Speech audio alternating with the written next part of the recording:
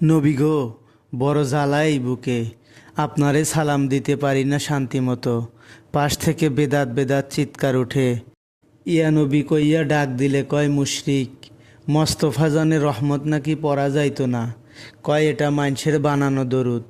কিন্তু আমি শুনছি শরফুদ্দীন বুশরি একটা দরুদ বানাইছিলেন, মৌলা ইয়া সাল্লু ইয়া সাল্লিম দিয়া শুরু। ওইটা ফেমাস লাইন, মোহাম্মাদুন সাইয়্যিদুল কওনাইন। শুনছি এইটা লেখার পর আপনি তারে ধর্ষণ দিয়েছিলেন, গায়ে হাত বুলাইয়া রোগ সারাইয়া দিছেন।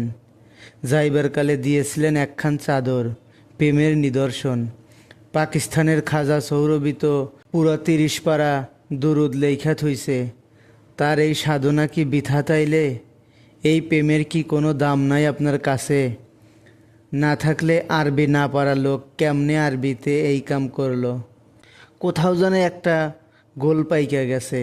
কি একটা যেন হইছে আপনার উম্মতের মাঝে।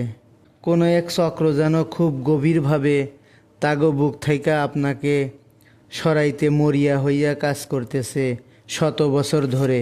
কারণ চেতনা থেকে আপনি সইরা গেলেই মুসলমানিত্ব সইরা যায়। আপনার অনুভবের অনুপস্থিতি আর ইসলামের অনুপস্থিতি যে সমান্তরাল। আপনি না থাকলে যে ইসলামটাই অসম্পূর্ণ থেকে যায়, অসম্পূর্ণ থেকে যায়।